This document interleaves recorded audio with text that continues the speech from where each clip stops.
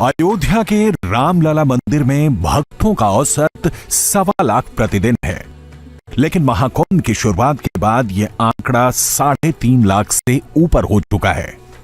काशी विश्वनाथ धाम में भक्तों का औसत 1 लाख प्रतिदिन है, लेकिन महाकुंभ के बाद यह आंकड़ा 2.75 लाख रोजाना हो चुका है। विंध्याचल धाम में आम दिनों में 50,000 भक्त पहुंचते थे, लेकिन अब 1.5 लाख से ऊपर का एवरेज मेंटेन हो रहा है। ऐसा होता है कि जब आदमी इतनी दूर आता है तो उसको लगता है भाई नजदीक के बाकी के तीर्थ स्थान भी कर ले, क्योंकि बार बार आना होता नहीं है। भी प्रयागराज आए तो प्रयागराज से पास में काशी है, काशी भी जाके काशी विश्वनाथ के दर्शन कर लो। पास में अयोध्या है तो अयोध्या के दर्शन कर लो। को एक उस पेरी पेरी में सारा चीज हो जाती है। जो कि दूर आते हैं तो सोचते हैं भाई ये भी करो।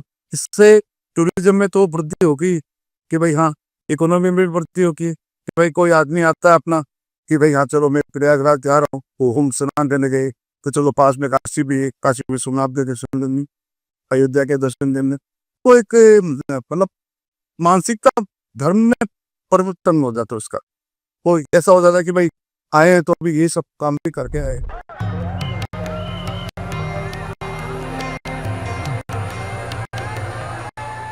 प्रयागराज में महाकुंभ में 45 करोड़ श्रद्धालु यानी औसतन हर रोज 1 करोड़ भक्त आएगा, लेकिन इसका सीधा असर यूपी के स्पिरिचुअल टूरिज्म सर्किट पर पड़ रहा है। यूपी के धार्मिक स्थलों पर 3 गुना के करीब भीड़ बढ़ गई है। मैं काशी विश्वनाथ होके आया हूँ, वहाँ कॉरिडोर में सारा देखा, सभी दर्शन की देवी देवताओं के वहाँ मंदिरों के। उसके बाद यहाँ आया हूँ, अब आगे अयोध्या जाने का प्रोग्राम है और आगे से आगे वहाँ बुकिंग हो चुकी है, तो मुझे नहीं लगता किसी तरह की तकलीफ आगे भी होने वाला है। बहुत आनंद है। प्रयागराज से विंध्याचल धाम की दूरी 90 किलोमीटर है। प्रयागराज से 122 किलोमीटर दूर काशी है। अयोध्या की दूरी 164 किलोमीटर है। संगम नगरी से नैमिषारण्य 304 किलोमीटर दूर है और मथुरा का रास्ता 540 किलोमीटर दूर है। यानी प्रयागराज से यूपी के दूसरे किसी भी धार्मिक स्थल पर जाना है तो 10 घंटे से अधिक का वक्त नहीं लगेगा। इसलिए जो लोग 144 साल बाद आए इस दिव्य महाकुंभ के लिए प्रयागराज पहुंच रहे हैं, उसमें ज्यादातर काशी जा रहे हैं, विंध्याचल धाम जा रहे हैं, अयोध्या के रामलला के दिव्य दर्शन कर रहे हैं, नैमिषारण्य और मथुरा की आध्यात्मिक ऊर्जा का भी अनुभव कर रहे हैं। सिक्योरिटी वाइज ऑल्सो सुपर्ब, और वैसे संगम में नहाने का हम सोच भी नहीं सकते, तो ये तो out of I mean different world, absolutely different world. तो बहुत ही अच्छा लगा। हमने अयोध्या भी दर्शन किया रामलला जी के, फिर काशी विश्वनाथ भी दर्शन किया है। तो बहुत अच्छी हमारी शुरुआत जो नए साल की हुई है वो एक स्पिरिचुअल हुई है, और ठाकुर जी की कृपा से लग रहा है कि आगे भी सब स्पिरिचुअल ही होता रहे। माना जा रहा है महाकुंभ में आने वाला हर चौथा श्रद्धालु यूपी के दूसरे धार्मिक स्थलों पर जाएगा। इस लिहाज से अगर 40 करोड़ श्रद्धालु अगर महाकुंभ में आएंगे तो इसमें से 10 करोड़ अयोध्या, काशी, मथुरा जैसे धार्मिक स्थलों पर भी जाएंगे। अगर 10 करोड़ श्रद्धालु सिर्फ 3,000 रुपए भी धार्मिक पर्यटन पर खर्च करेंगे तो यूपी की इकोनॉमी में 30,000 करोड़ रुपए आ जाएंगे और हजारों लाखों लोगों को रोजगार मिलेगा। एक बहुत बड़ा कह सकते हैं कि परिवर्तन है, और हम उत्तर प्रदेश को $1 ट्रिलियन की तरफ ले जाने में इसमें सफल होंगे। प्लस जो हमारा टूरिज्म इंडस्ट्री है, क्योंकि उत्तर प्रदेश में जब से उत्तराखंड गया है उसके बाद जो हमें लाभ मिल रहा है, अब अगर हम देखते हैं काशी विश्वनाथ को देखते हैं, अयोध्या को देखते हैं, प्रयागराज के कुंभ को देखते हैं, तो उत्तर प्रदेश से एक स्पिरिचुअल टूरिज्म या रिलीजियस टूरिज्म का बहुत बड़ा हब बन चुका है। ये विश्व का कीर्तिमान है, और जो तीर्थ यात्री यहाँ पर आएंगे, अभी प्रयागराज का केवल एस्टिमेट हुआ है, इसमें ऐसा अनुमान है कि लगभग 1/4 तीर्थ यात्री अयोध्या, काशी, विंध्यवासिनी जैसे तीर्थ स्थलों पर भी जाएंगे, जिसमें भी अगर यदि हम मानते हैं कि 10 करोड़ यात्री भी वहां पर गए खासतौर पर जो दूसरे अन्य राज्यों से आएंगे और उनका अगर हम 3,000 रुपए प्रति व्यक्ति के लिहाज से लगाते हैं तो यह भी एक बहुत बड़ा, जिसको कह सकते हैं कि हमें लाभ मिलता हुआ नजर आता है। यूपी सरकार, रेलवे और निजी टूर ट्रैवल कंपनियों ने प्रयागराज आने वाले श्रद्धालुओं के लिए अलग अलग टूर पैकेज तैयार किए हैं। इस पैकेज में श्रद्धालु को एयरपोर्ट, रेलवे स्टेशन और बस स्टेशन से ही पिक किया जा रहा है। उनके रहने, खाने और अपनी पसंद की जगहों पर जाने का पूरा इंतजाम किया गया है। ज्यादातर लोग प्रयागराज से काशी और अयोध्या जाने वाले टूर पैकेज की बुकिंग करा रहे हैं। हम लोगों ने इसके लिए भी पैकेज तैयार किए हैं, क्योंकि लोगों का इंटरेस्ट जनरेट हो रहा था। पहले से ही तमाम श्रद्धालुओं की देश से और विदेश से भी रिक्वायरमेंट आ रही थी, डिमांड आ रही थी। उसी के दृष्टिगत हम लोगों ने अलग अलग टूर पैकेज तैयार किए हैं और टूर इस तरह के रखे हैं कि जैसे वो विंध्यवासिनी धाम जाना चाहता है, काशी जाना चाहता है, भगवान श्री राम जी के दर्शन करने अयोध्या जाना चाहता है, ये अन्य अन्य पूरे टूर पैकेज अलग अलग तरह के बनाए। जहाँ से वो उतरेगा, एयरपोर्ट से उतरता है तो एयरपोर्ट से लेकर के सारा टूर करा के उसी टूर में उसका रहना, खाना, भोजन, सारी व्यवस्थाओं के साथ साथ वहीं से करेंगे, वहीं लास्ट में ड्रॉप करने का काम होगा। रेलवे स्टेशन से टूर पैकेज लेगा तो वहाँ से लेकर के पूरा टूर करा के वहीं ड्रॉप करने का होगा। प्रॉपर उसको एक गाइड की सुविधा मिलेगी, कहाँ कहाँ उसको क्या उसकी पसंदीदा, पहले ही हम लोग बुकिंग में ही ले रहे हैं, पसंदीदा व्यंजन क्या है, पसंदीदा जो चीज़ें उनकी भी उपलब्धता होगी। तो इस तरह हमने किया कि किसी भी आने वाले श्रद्धालु को अपने टूर पैकेज में, चाहे वो काशी का हो, अयोध्या का हो, विंध्यवासिनी धाम का हो, नैमिषारण्य का हो, अलग अलग टूर बनाए हैं। उसमें किसी प्रकार की कोई असुविधा ना हो, उसे आराम से उतरे और वहीं से लेकर के और पूरा टूर करके श्रद्धा की डुबकी भी लगा कर पुण्य लाभ लेकर के वापस अपने गंतव्य की ओर सुखद यात्रा के अनुभव के साथ प्रशंसक के रूप में सनातन संस्कृति का बखान करते हुए वापस जाए, ये हमने प्रयास किया है।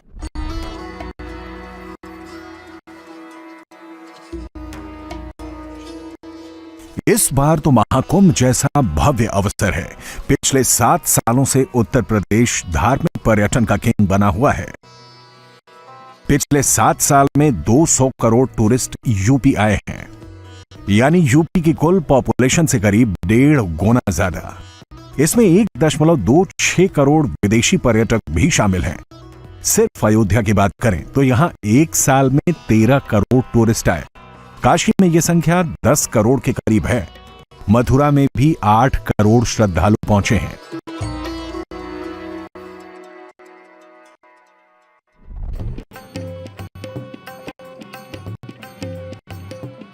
अयोध्या में रामलला के भव्य मंदिर थे। महाकुंभ में 45 करोड़ सनातनी आ रहे हैं। तो 2025 में यूपी पर्यटकों के मामले में एक नया रिकॉर्ड बना सकता है।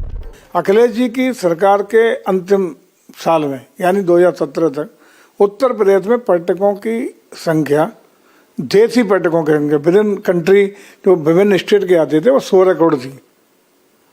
उसके सापेक्ष हम लोगों ने नवंबर तक 65 करोड़ से ज़्यादा इस पिछले नवंबर तक हम लोगों ने दर्ज की है। और अगर कुंभ को जोड़ देंगे तो वो तो अरबों में चली जाएगी, लेकिन बिना कुंभ के भी हम लोग 16 से अगर 70 पे आ गए तो गुणात्मक रूप से पर्यटकों की संख्या में वृद्धि हुई है। और खुशी की और गौरव की बात यह है उत्तर प्रदेश के लोगों के लिए कि हम डोमेस्टिक टूरिस्ट को अट्रैक्ट करने में पूरे देश में नंबर 1 का स्टेट इस समय है। विदेशी टूरिस्टों की संख्या में हालांकि हम लोग पीछे और प्रयास की आवश्यकता है और प्रयास हो रहे हैं लगातार। इसके लिए मुझे लगता है कि हम लोग और टूरिस्टों को अट्रैक्ट करने में सफल इसलिए हो रहे हैं कि प्रदेश में लॉ एंड ऑर्डर की स्थिति बढ़िया है, ज़बरदस्त है इस समय। इन जो कनेक्टिविटी, चाहे एयर कनेक्टिविटी हो, रोड कनेक्टिविटी हो या ट्रेन कनेक्टिविटी हो, उसको भी बेहतरीन बनाने में सफल हुए हैं। और इसके सामने और तमाम अन्य जो इंफ्रास्ट्रक्चर डेवलपमेंट, पर्यटन सुविधाएं विकसित करने में उत्तर प्रदेश सरकार ने दिल खोल के काम किया है। और हम गौरव के साथ कह सकते हैं कि उत्तर प्रदेश की 403 विधानसभाओं में एक भी विधानसभा ऐसी नहीं है जिसमें करोड़ों रुपए की परियोजना पर्यटन सुविधाओं की दे करके कम से कम एक डेस्टिनेशन तैयार न किया हो। हर विधानसभा तक हम लोग पहुँचे हैं और ये क्रम लगातार जारी है और हमारा विश्वास है कि पर्यटन के माध्यम से उत्तर प्रदेश की राजस्व की वृद्धि में पर्यटन का एक बड़ा योगदान रहने वाला है।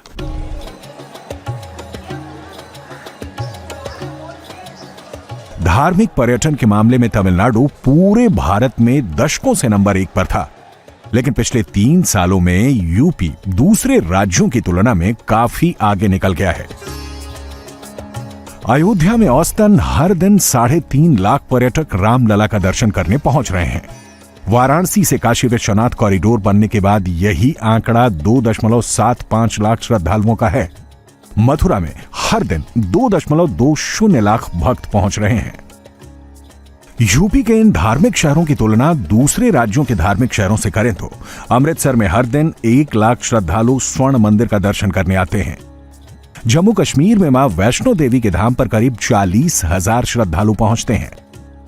प्रयागराज महाकुंभ धार्मिक समागम के साथ टूरिज्म के लिए भी एक नया मौका लेकर आया है। महाकुंभ से एक ट्रायंगुलर लाइन तैयार हो रही है जो प्रयागराज से काशी और अयोध्या तक है। महाकुंभ का केंद्र भले ही प्रयागराज में है, लेकिन इसका सीधा फायदा काशी और अयोध्या को भी हो रहा है।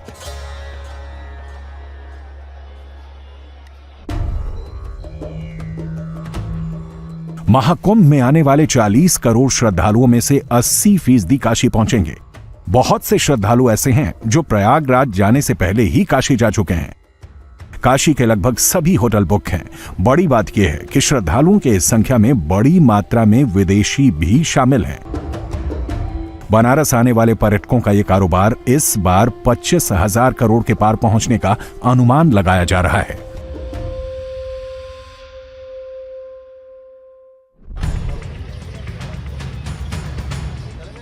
प्रयागराज महाकुंभ की वजह से यूपी के टूरिज्म सेक्टर को जबरदस्त फायदा मिल रहा है। हालांकि इसके लिए यूपी सरकार ने 3 साल पहले से ही तैयारी कर ली थी। योगी सरकार ने पर्यटन बढ़ाने के लिए 2022 में नई पॉलिसी तैयार की थी, जिसमें 10 लाख लोगों को रोजगार और टूरिज्म सेक्टर में 20,000 करोड़ के इन्वेस्टमेंट का प्लान था। महाकुंभ से पहले ही योगी सरकार ने इस पर काम शुरू कर दिया। यूपी के पर्यटन विभाग ने कई सर्विस प्रोवाइडर्स को ट्रेनिंग दी है, जिसमें टूर गाइड, नाविक, स्ट्रीट वेंडर और ड्राइवर शामिल हैं। इनकी सर्विसेज का इस्तेमाल महाकुंभ के दौरान किया जा रहा है।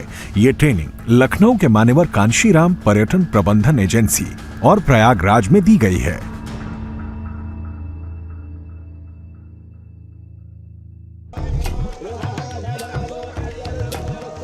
महाकुंभ के बाद ये ट्रेंड लोग यूपी के दूसरे धार्मिक स्थलों पर जाकर काम करेंगे।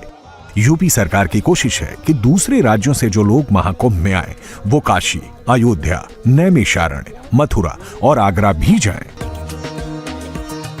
यूपी के सभी धार्मिक स्थलों के बारे में एक जगह पर ही सारी जानकारी देने के लिए उत्तर प्रदेश पर्यटन विभाग ने महाकुंभ परिसर में एक भव्य पवेलियन तैयार कराया है। इसमें प्रयागराज, काशी, अयोध्या, मथुरा, चित्रकूट, सीतापुर, सोनभद्र, बुंदेलखंड, लखनऊ जैसे प्रमुख शहरों से जुड़ी शॉर्ट फिल्म्स, किताबें और वर्चुअल टूर का एक्सपीरियंस मिल रहा है। महाकुंभ में आने वाले श्रद्धालु यहीं से अलग अलग धार्मिक स्थलों के लिए टूर पैकेज भी ले रहे हैं।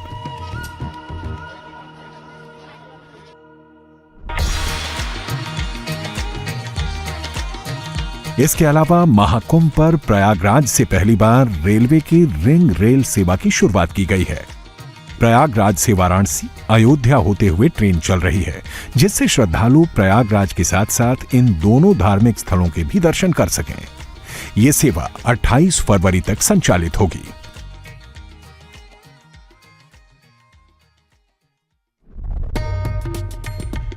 यूपी को टूरिज्म सेक्टर में 2022-23 में 14,000 करोड़ की आमदनी हुई थी, जो 2024 में 30,000 करोड़ के करीब पहुंच चुकी है। सरकार ने 2028 के लिए 70,000 करोड़ की इनकम का टारगेट रखा है। प्रयागराज में महाकुंभ में ही 45 करोड़ सनातनी आ रहे हैं और जिस तरह साल दर साल यूपी का टूरिज्म सेक्टर ग्रोथ कर रहा है, ये टारगेट आसानी से पूरा हो सकता है। यूपी में हर साल 15% की दर से आध्यात्मिक पर्यटन बढ़ रहा है। यूपी के स्पिरिचुअल टूरिज्म के ग्रोथ में law and order, road connectivity और परिवहन सुविधाओं का सबसे बड़ा रोल है। योगी सरकार लगातार अपने धार्मिक स्थलों के सौंदर्यीकरण और उसकी कनेक्टिविटी पर काम कर रही है।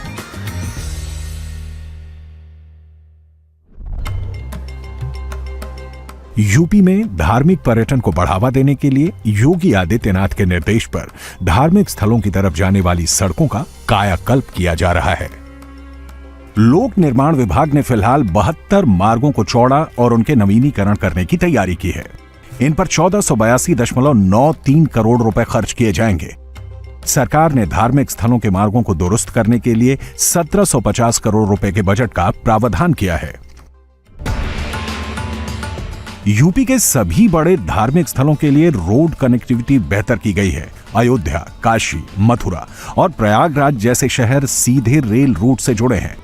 मथुरा को छोड़कर तीनों ही जगहों पर बड़े शहरों से सीधी फ्लाइट का इंतजाम है। यूपी के जिन धार्मिक स्थलों पर सालाना 5 लाख से अधिक श्रद्धालु पहुंचते हैं, उनकी रोड कनेक्टिविटी विशेष तौर पर बढ़ाई जाएगी। टूरिज्म के मद्देनजर 12 सर्किट तय किए गए हैं। इसमें Ramayana circuit, Sufi circuit, Krishna circuit, Buddha circuit, Jain circuit, Shaktipeeth circuit, आध्यात्मिक circuit, Mahabharata circuit, Bundelkhand circuit, eco पर्यटन सर्किट और शिल्प सर्किट शामिल किए गए हैं।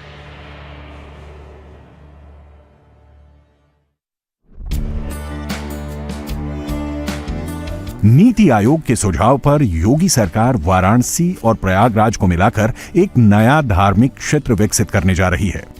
इस धार्मिक क्षेत्र में प्रयागराज और वाराणसी के अलावा चंदौली, गाजीपुर, जौनपुर, मिर्जापुर, भदोही जिले शामिल होंगे। इस क्षेत्र का आकार 22,000 वर्ग किलोमीटर से अधिक होगा।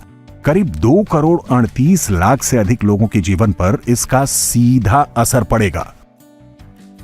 इस परिकल्पना के साकार होने पर उत्तर प्रदेश के धार्मिक पर्यटन को बड़ा बूस्ट मिलेगा। धार्मिक पर्यटन के साथ सरकार का फोकस इन क्षेत्र की बुनियादी विकास पर भी होगा। अयोध्या और राम सनेही घाट के बीच एक इंडस्ट्रियल सेक्टर बनाने की तैयारी है। यही काम केंद्र सरकार की मदद से प्रयागराज में भी किया जाना है। प्रयागराज और वाराणसी धार्मिक क्षेत्र में भी औद्योगिक क्षेत्र और नॉलेज पार्क बनाने की योजना है। इससे पर्यटन के अलावा इन क्षेत्रों में भी स्थानीय लोगों को रोजगार मिलेगा।